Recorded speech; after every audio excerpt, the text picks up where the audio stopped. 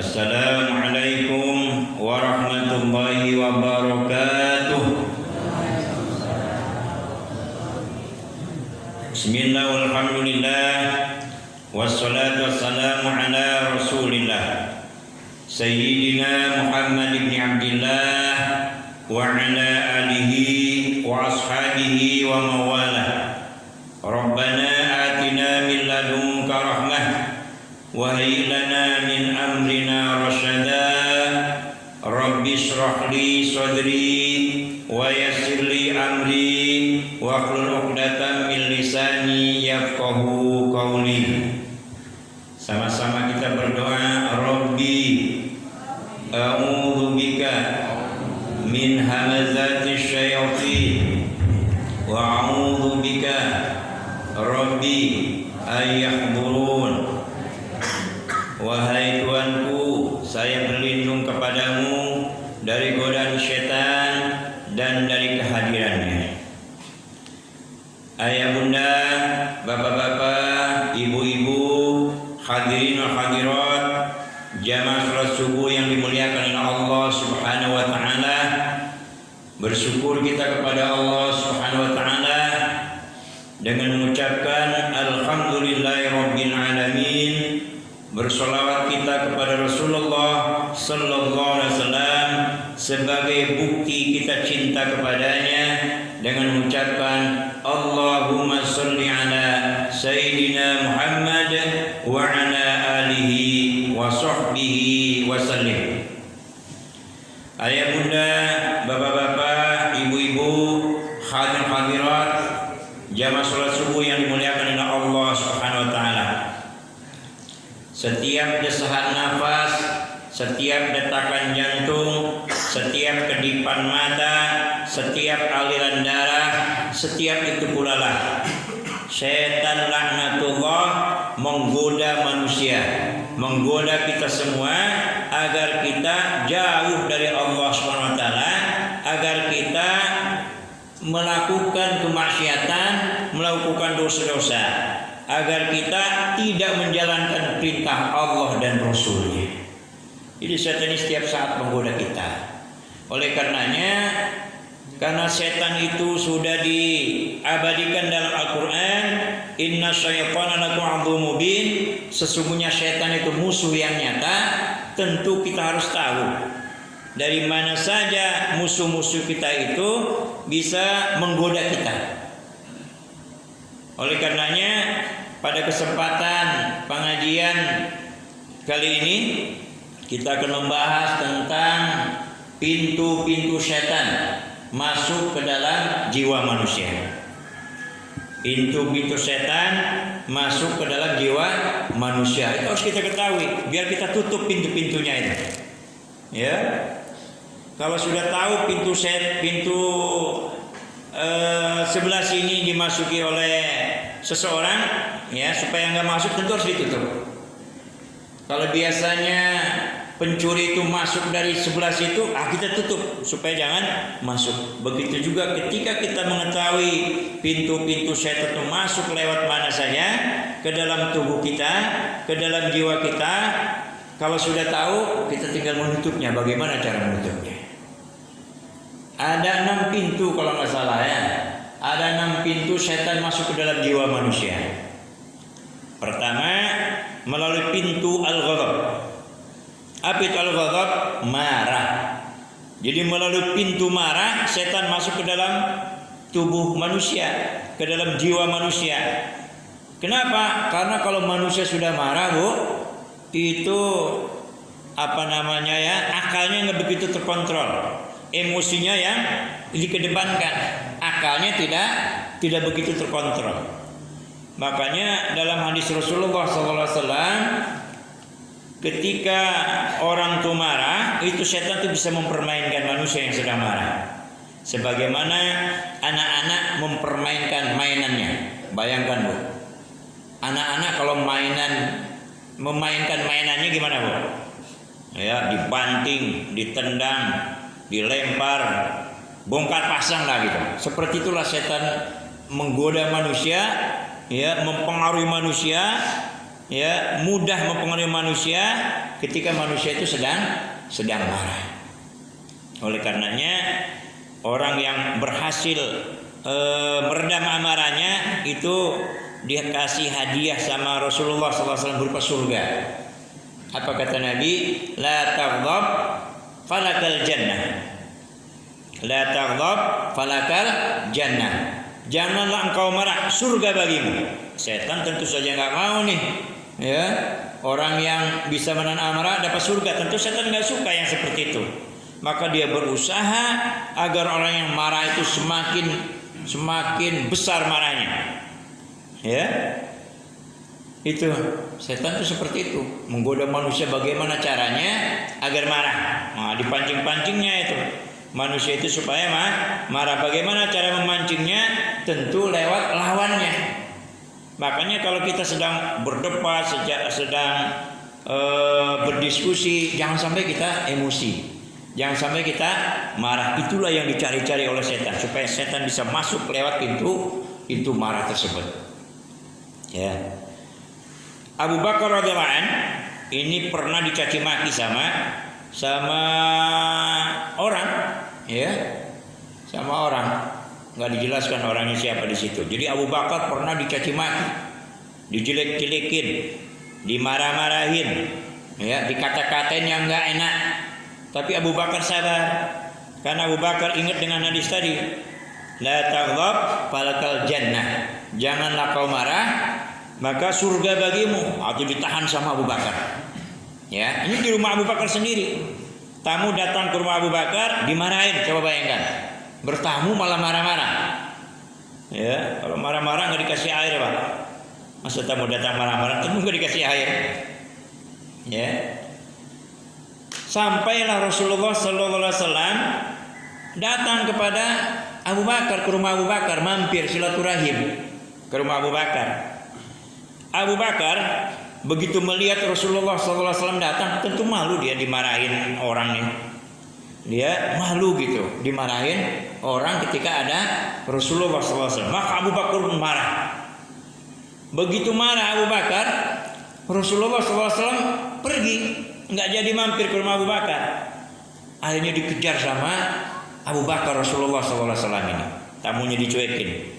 Dikejar Rasulullah SAW sama Abu Bakar. Ya Rasulullah, kenapa engkau pergi meninggalkanku?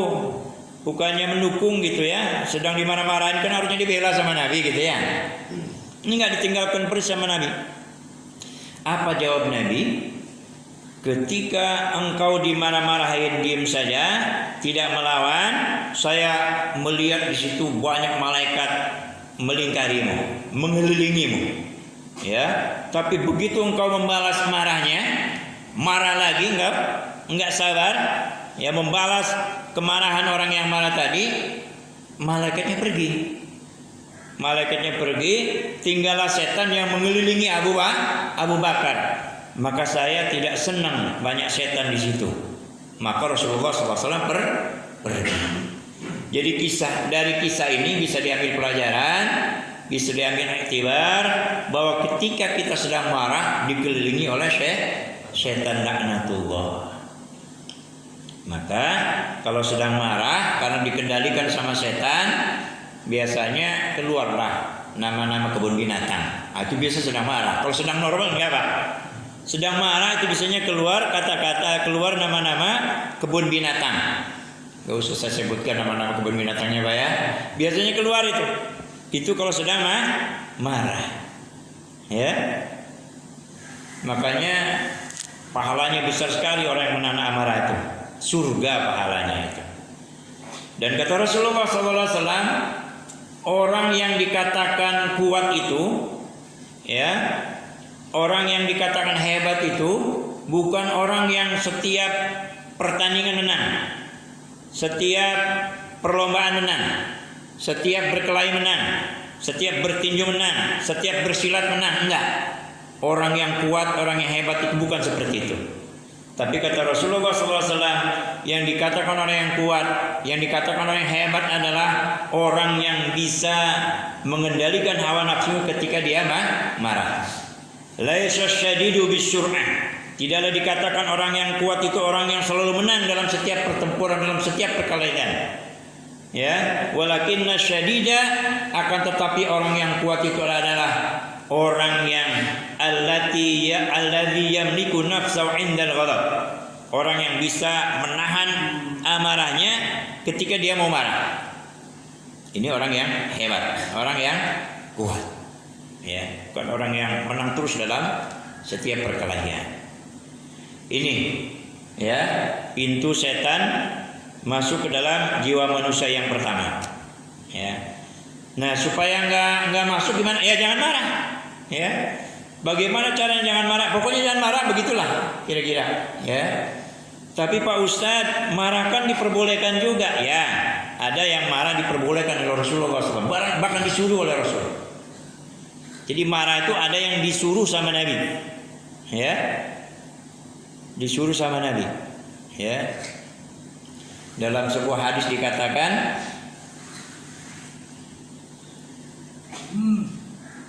barang siapa yang disuruh marah, ya, manistughliba falam yaghdab fa himarun, kata Nabi. Manistughliba falam yaghdab fa himarun. Barang siapa yang disuruh marah tetapi dia tidak marah, fa himarun, maka dia himar. Tahu khimar, Bu, ya? Keledai. Ya, orang yang disuruh marah sama Nabi tapi tidak mau marah itu dianggap keledai. Jadi pada hadis yang satu kita dianjurkan untuk menahan amarah supaya dapat surga, tapi di hadis yang lain kita disuruh marah. Kita disuruh marah supaya tidak dianggap sebagai keledai.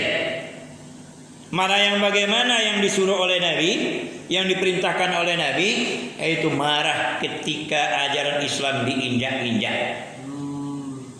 Marah ketika Nabi dihina, marah ketika Al-Quran dilecehkan, marah ketika Allah dihina. Itu yang dianjurkan. Marah melihat anak kita nggak pakai jilbab, marah anak kita nggak mau sholat, marah bawaan kita nggak mau sholat, marah kita kepada bawahan yang nggak mau puasa di bulan Ramadan nanti.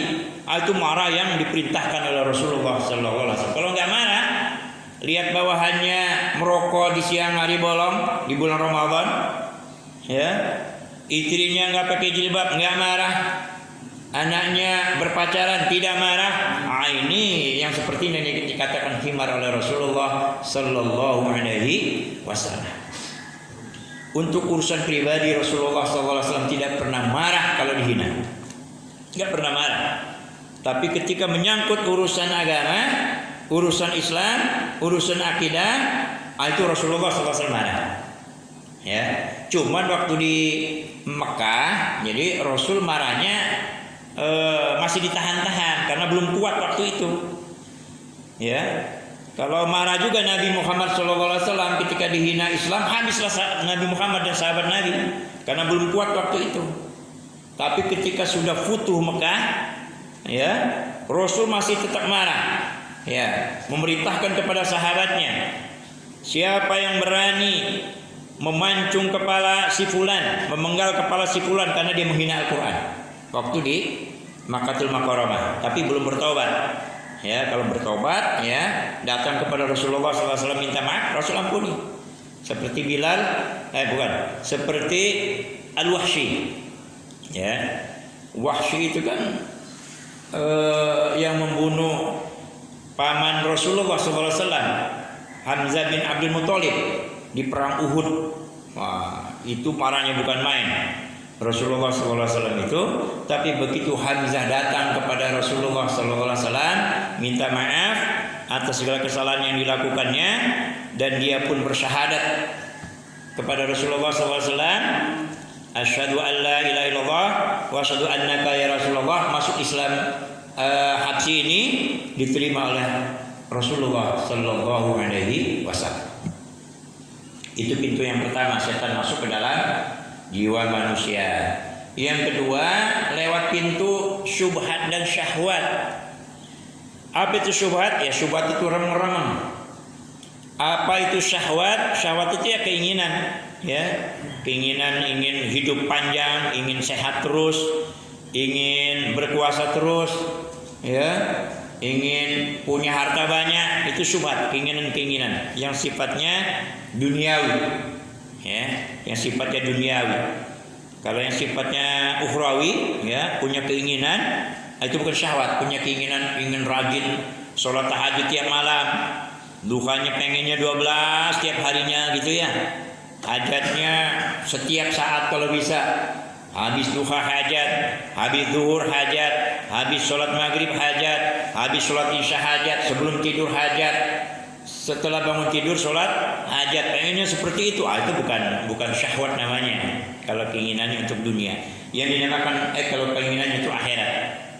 Ya, yang syubhat di sini, syahwat di sini adalah dia keinginan kepada dunia, itu syahwat. Nah, setan ini masuk ke dalam dua hal ini, ke dalam syubhat dan syahwat ini.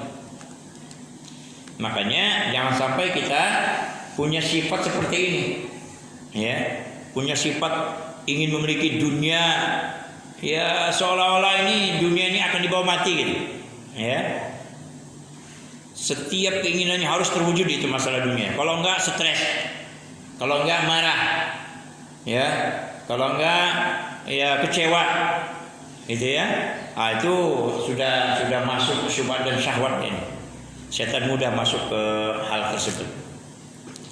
Itu pintu yang kedua.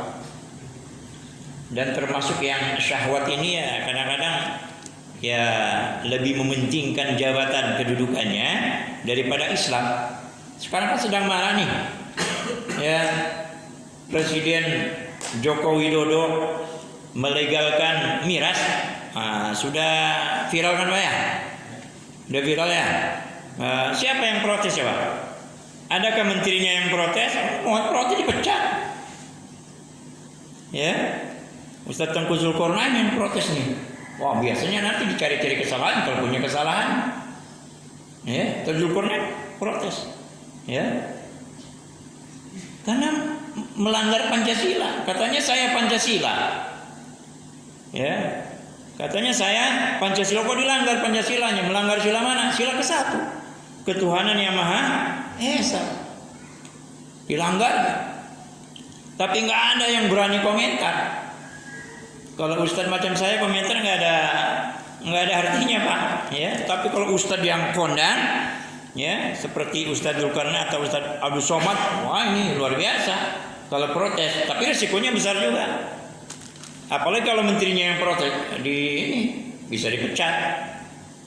Ya, Ustadz Zulkarnain yang protes menyayangkan Wapres yang mantan ketua umum ulama, ya, Wapres yang mantan ketua PBNU.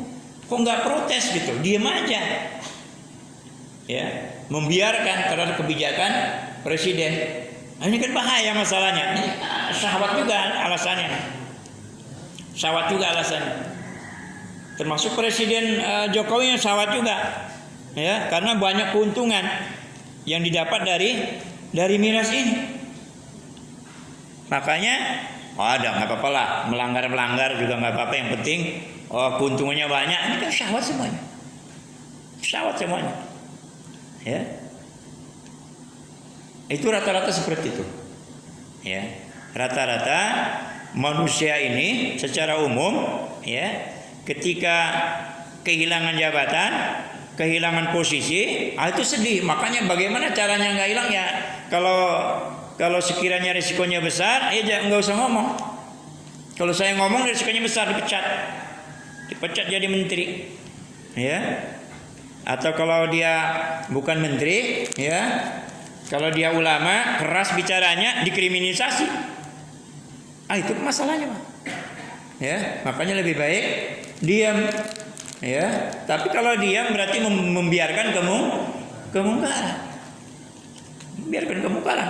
Semata dalam hadis dikatakan, man ra'a minkum munkaran falyughayyir bi yadihi. Fa illam yastati fa bi lisanihi. Fa illam yastati fa bi qalbihi. Wa dzalika adhaful iman. Barang siapa yang melihat kemungkaran, maka hendaklah dirubahlah kemungkaran itu dengan kekuasaannya. Ya, harusnya miras itu dicegah, jangan sampai Ada pabriknya, ini malah pabriknya dilegalkan, diizinkan. Kalau sekarang kan dulu FPI ya memberantas minum-minuman keras.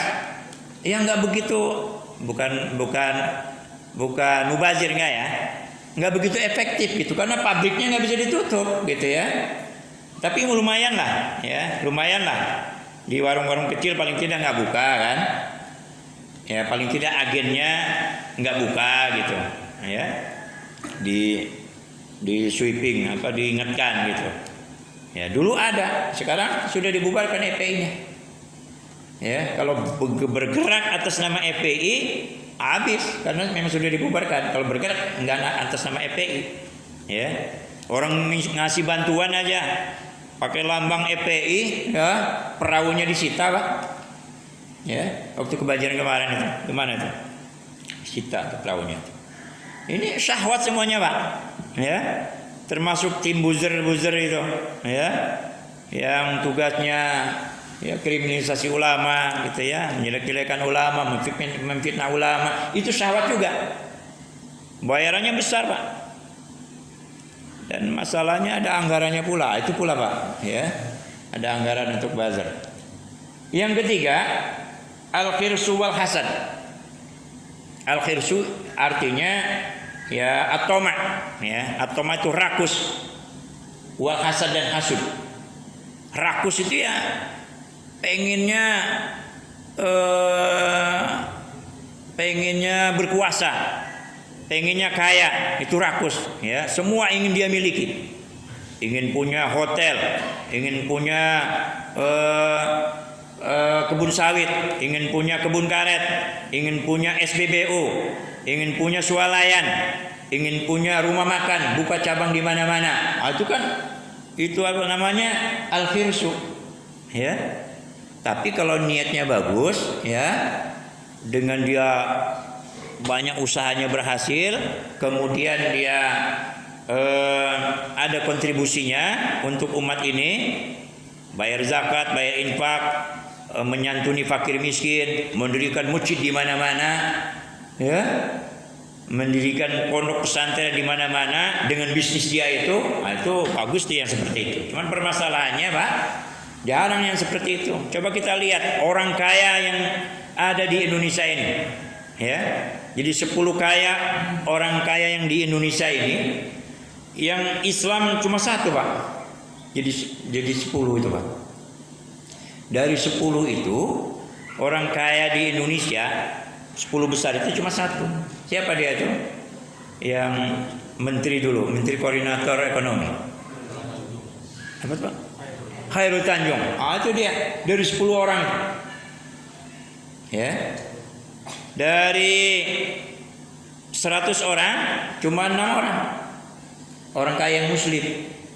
Nah, kira-kira orang kaya kita yang muslim itu sudah punya pondok pesantren belum? Sudah punya masjid belum? Sudah punya panti asuhan belum? Itu rata-rata belum. Ini mohon maaf nih. Rata-rata belum. Jadi orientasinya memang rata-rata dunia, nggak ada akhiratnya. Coba orang-orang kaya yang muslim itu semuanya punya pesantren. Ya tentu kalau dia ngelola nggak bisa, serahkanlah kepada ahlinya.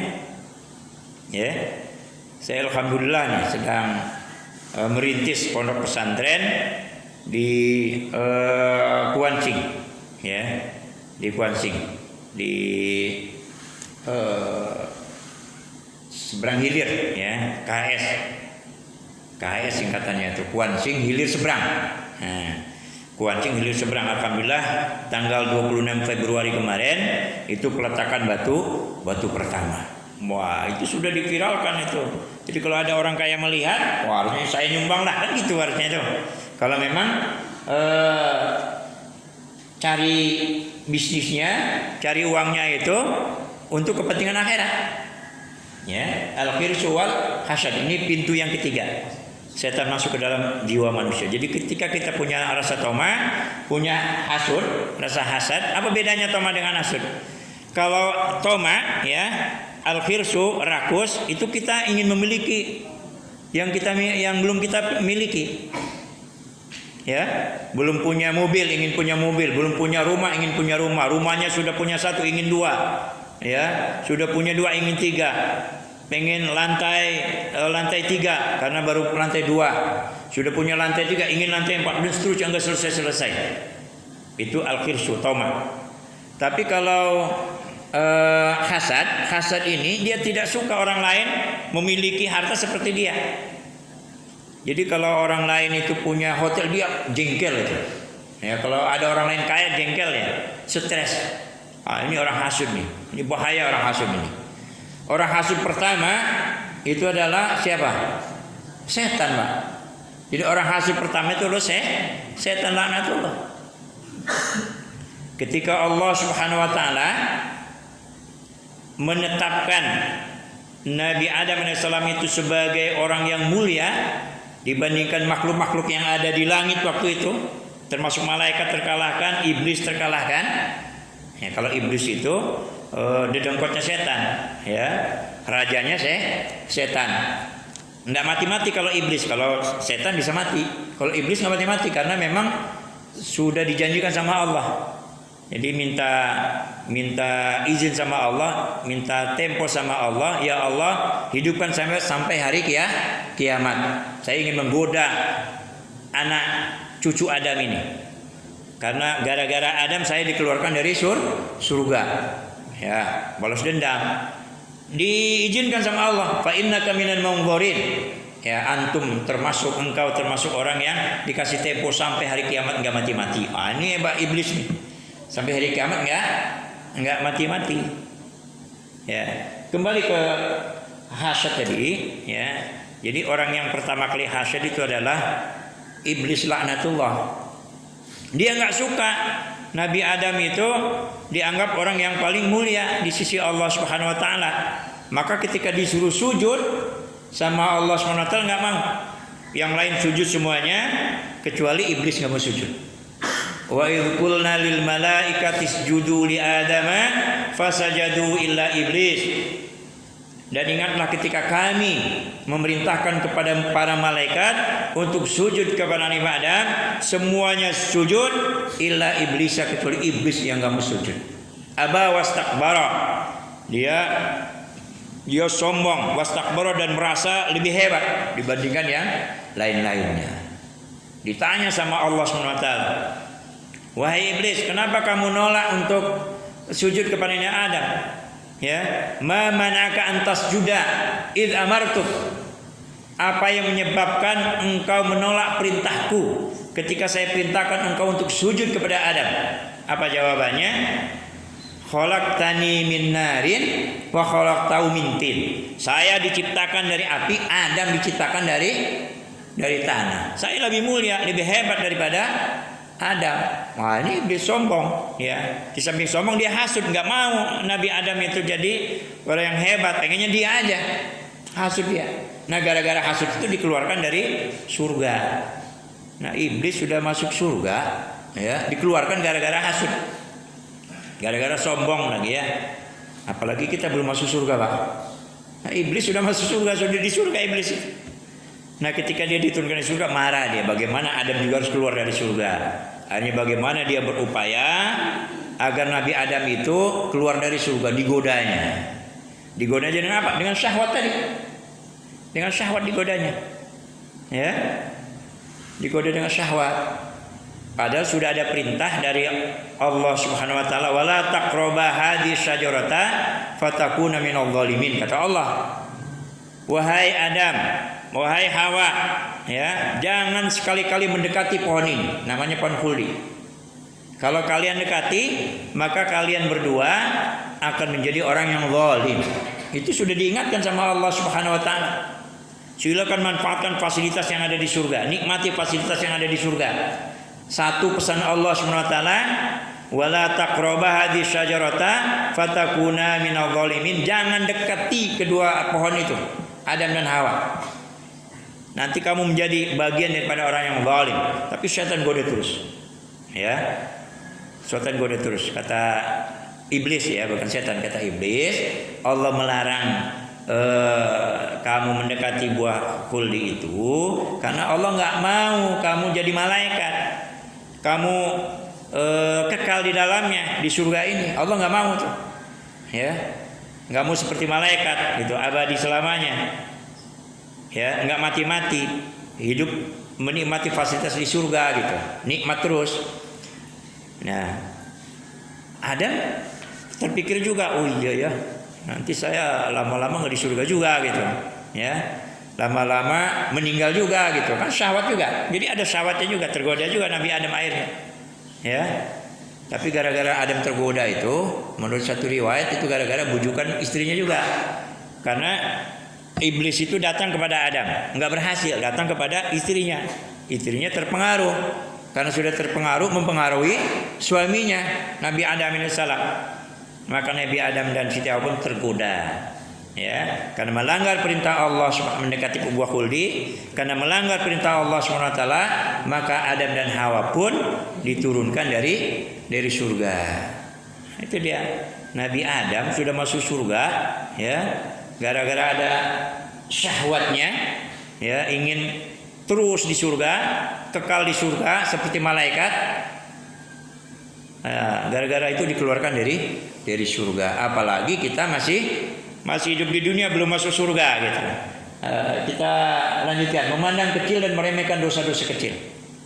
Ketika kita memandang kecil tentang dosa-dosa kecil, disitulah setan masuk ke dalam jiwa manusia. Karena dosa-dosa kecil ini kalau terus menerus dilakukan menjadi dosa besar. Maka dalam hadis dikatakan la sighara ma'al israr wala kibara ma'al istighfar. Tidak ada dosa kecil kalau dilakukan terus-menerus. Dosanya kecil memang, ya. Ngomongin orang itu ada yang mengatakan dosanya besar, ada dosa kecil, ya. Ngomongin orang, membicarakan kejelekan orang, ya, suka suudzon. Itu kan dosa-dosa yang sering kita lakukan, ya, berbohong kecil-kecilan, ya, itu kan dosa-dosa kecil itu. Kemudian sholatnya suka diundur-undur, sholat subuh sudah terang, sholat isya sudah gelap. Kenapa kok sholat subuhnya sudah terang? Karena sholat asyarnya sudah gelap, biar berbeda lah gitu. Biasanya kan sholat subuh masih gelap, sholat asar masih terang. Tapi karena sholat subuhnya sudah terang, maka sholat asarnya biar nggak sama dengan sholat subuh sudah gelap gitu. Nah, ini kan dosa-dosa kecil juga sholat, tapi dia menunda-nunda waktu sholat. Gitu. Nah, lama-lama ketika dilakukan dosa-dosa kecil ini jadi besar juga. Nah, disitulah setan bisa masuk itu ke dalam jiwa manusia, bisa menggodanya. Lakukan aja kecil itu, bisa dihapus dengan. Kalau dosa kecil itu bisa dihapus dengan berwudu pun bisa, Pak. Dalam hadis ini katakan, idza tawadha'a 'abdu, ketika seorang hamba itu berwudu, membasuh mukanya, maka keluarlah dosa-dosa yang dari muka. Membasuh kedua tangannya sampai siku, maka dosa-dosa yang dilakukan oleh tangan itu keluar. Dan seterusnya, ya. Itu akan keluar ketika kita membasuh anggota wudu. Tapi itu dosa-dosa kecil. Dosa-dosa kecil bisa hilang, ya. Dan itu yang dibisikkan sama syaitan laknatullah. Dosa kecil itu bisa hilang dengan berwudu, bisa hilang dengan istighfar, bisa hilang dengan amalan-amalan kebaikan yang lainnya. Itu dibisikkan terus sama syaitan laknatullah. Akhirnya melakukan dosa kecil itu. Ketika dosa kecil lakukan terus-menerus jadi besar. La saghirata ma'al israr, tidak ada dosa kecil kalau dilakukan terus-menerus. Wala kabirata ma'al istighfar, tidak ada dosa besar kalau dilakukan beristighfar, berampun kepada Allah Subhanahu wa taala, bertobat, menyesal terhadap apa yang sudah dilakukan, berjanji untuk tidak melakukannya, kemudian memperbaiki diri. Berikutnya suudzon. Suudzon ini buruk sangka, ya. Buruk sangka ini, ya, bahaya ini buruk sangka, ya. Karena dalam Al-Qur'an dikatakan, ya ayyuhalladzina amanu istanibu katsiran minadh-dhanni inna ba'dadh-dhanni its wa la tajassasu wa la yaktab ba'dukum ba'dhan. Ayuhibbu ahadukum ayyakula rahimatan fakarihtumu. Innallaha wastaghfirullah innallaha tawwabur rahim. Dalam surah Al-Hujurat dijelaskan. Wahai orang-orang yang beriman, jauhlah olehmu dari berburuk sangka. Itu namanya su'udzon. Inna ba'dhanni itsmun. Sesungguhnya sebagian daripada buruk sangka itu dosa. Jadi ada buruk sangka yang diperbolehkan juga. Ya. Jadi kalau buruk sangka dengan tujuan untuk menyelamatkan harta kita, untuk menyelamatkan keamanan kita, itu boleh. Contohnya apa suudzon yang diperbolehkan? Ada orang untuk rumah kita jam 3, itu boleh suudzon tuh. Kalau belum jelas orangnya jangan dibuka. Jangan-jangan begitu dibuka, dibunuhnya kita, diambilnya harta kita. Atau orang yang pinjam uang, sudah 2 kali pinjam uang nggak bayar utang. Pinjam nggak bayar. Pinjam yang ketiga kalinya, itu boleh suudzon kita. Jangan-jangan nggak bayar lagi nih. Nggak usah dipinjemin, nggak apa-apa. Itu suudzon yang diperbolehkan. Bahaya suudzon ini, Mbak, Bu. Kalau benar suudzonnya itulah namanya ghibah. Kalau salah suudzonnya itu namanya fitnah. Ini bahaya suudzon. Kalau kita suudzon berburuk sangka kepada orang lain, ternyata benar apa yang kita suudzonnya itu namanya ghibah, membicarakan keburukan orang lain. Kalau seandainya suudzon kita salah, maka itu namanya fitnah. Di satu sisi kita tidak boleh suudzon dengan orang lain, tapi orang lain juga enggak boleh membuat kita suudzon dengan orang lain. Dicontohkan oleh Rasulullah SAW. Rasulullah SAW menikah dengan Sofia. Sofia itu dinikahi sama Nabi, dan banyak sahabat Nabi enggak tahu kalau Sofia itu istri Nabi. Diajak jalan-jalan sama Nabi, Sofia ini keliling kota Madinah jalan-jalan. Karena banyak sahabat yang enggak tahu, khawatir sahabat ini ada yang suudzon dengan Nabi. Maka begitu jumpa dengan sahabat Nabi, Nabi ngomong, "Wahai sahabatku, ketahuilah ini adalah istriku Sofia." Kata sahabat Nabi, "Enggak mungkin ya Rasulullah, saya suudzon denganmu. Ya, enggak mungkin kamu selingkuh gitu ya, jalan dengan wanita yang bukan mahramnya." Iya, betul. Tapi mungkin di antara sahabat yang lain akan timbul rasa suudzonnya karena dibisikkan oleh setan. Tuh. Apalagi ada orang munafik kan? Tuh, Rasulmu tuh jalan dengan wanita yang bukan mahramnya katanya kan? Bisa jadi terpengaruh. Maka kita pun demikian, Pak. Kalau kita tiba-tiba punya mobil baru, ya, biasanya kan mobil lama dulu beli itu. Ini tiba-tiba langsung beli mobil baru, nggak pakai mobil lama lagi, Pak. Kalau biasanya kan orang bertahap, beli mobil tahun 94 dulu gitu ya, nanti jual, beli lagi yang enggak tahun tinggi, jual lagi, beli lagi yang baru. Biasanya bertahap. Ini enggak, langsung beli baru, orang curiga. Orang suudzon. Nah, untuk menghindari suudzon, diundanglah tasyakuran. Gitu. Nanti dikasih tahu, saya beli mobil ini hadiah dari mertua gitu misalnya. Biar orang enggak suudzon. Kan banyak orang suudzon ya, Pak ya.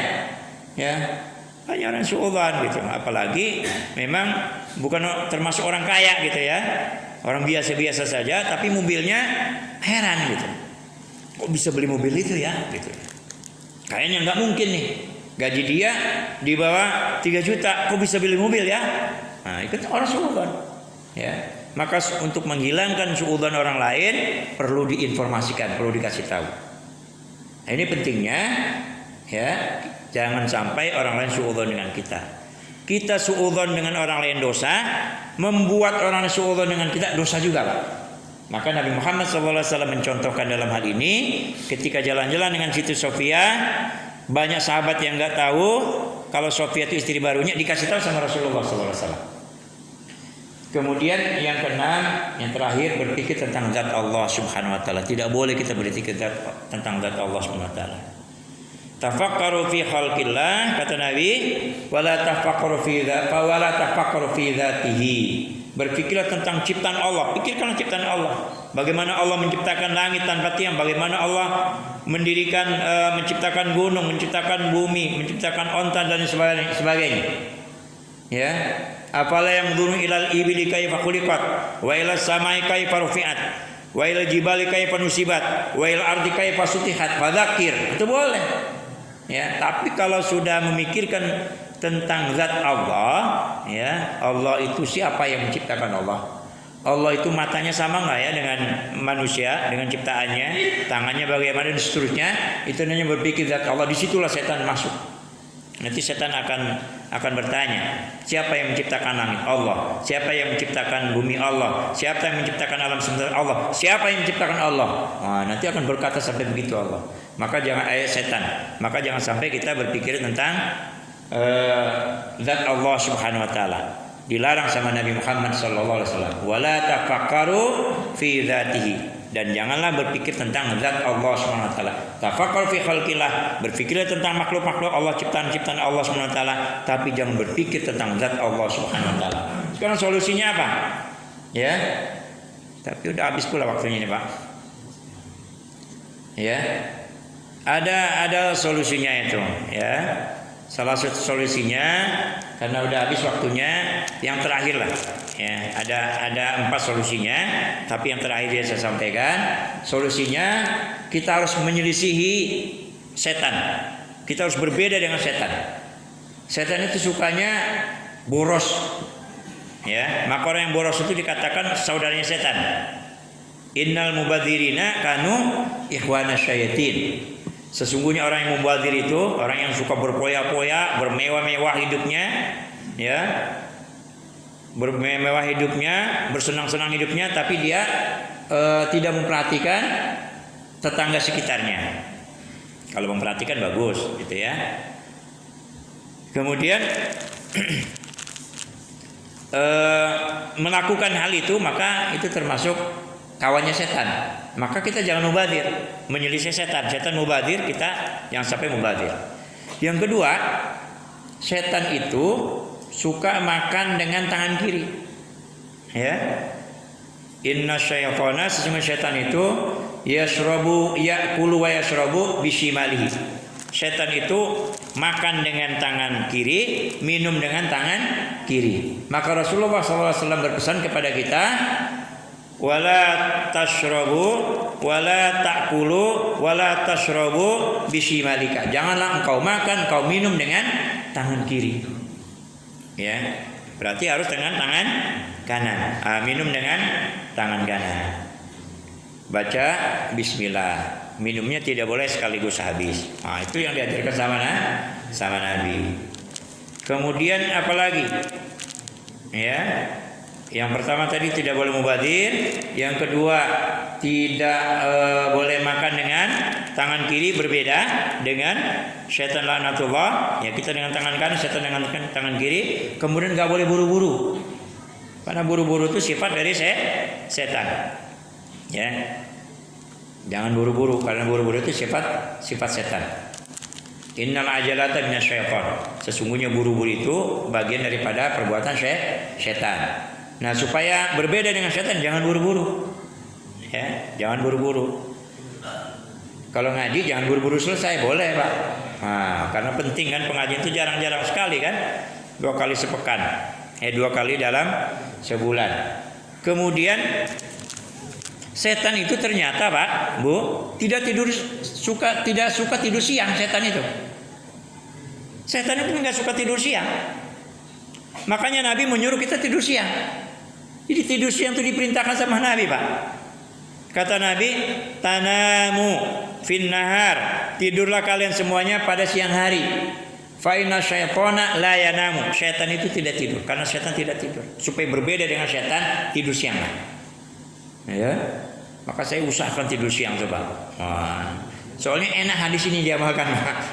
Kalau lagi nggak ada kerjaan gitu ya, paling tidak tidur sesaat gitu.